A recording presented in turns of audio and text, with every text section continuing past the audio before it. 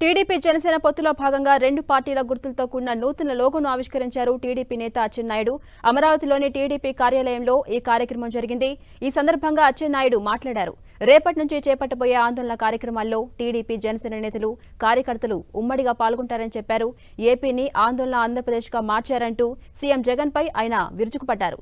జగన్ ప్రభుత్వ వైఫల్యాలను ప్రజల్లోకి తీసుకెళ్లేందుకు రేపటి నుంచి రా కదిలిరా పేరిట టీడీపీ కార్యక్రమాలను చేపడుతోందని ఆయన తెలిపారు. ఇక జగన్ పాలనలో విధ్వంసాలు, వైఫల్యాలు తప్ప అభివృద్ధి భూతద్దం పెట్టి వెతికినా కూడా కనిపించట్లేదంటూ ఎద్దేవా చేశారు. గ్రామ వ్యవస్థను వైసీపీ ప్రభుత్వం నిర్వీర్యం చేసిందని అచ్చెన్నాయుడు మండిపడ్డారు.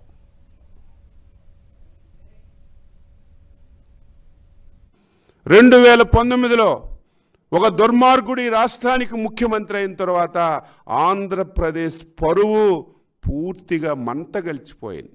ఈరోజు ఆంధ్రప్రదేశ్ని ఆందోళన ఆంధ్రప్రదేశ్గా మార్చాడు. ఈరోజు అంగన్వాడీలు 22 రోజుల నుంచి ధర్నాలు చేస్తుంటే, దీక్షలు చేస్తుంటే దిక్కు లేదు, ముక్కు లేదు. ఈరోజు పారిశుధ్య కార్మికులు ఈరోజు దీక్షలు చేస్తుంటే దిక్కు లేదు. సర్వశిక్ష అభియాన్, ఆశా వర్కర్లు, ఈరోజు కాంట్రాక్ట్ టీచర్లందరూ కూడా రోడ్డెక్కి ఈరోజు దేశంలోనే పేరున్నటువంటి ఆంధ్రప్రదేశ్ రాష్ట్రాన్ని ఆందోళన ఆంధ్రప్రదేశ్గా మార్చినటువంటి గనుడు ఈ దుర్మార్గుడు జగన్మోహన్ రెడ్డి అని చెప్పి ఈ సందర్భంగా తెలియజేస్తున్నారు.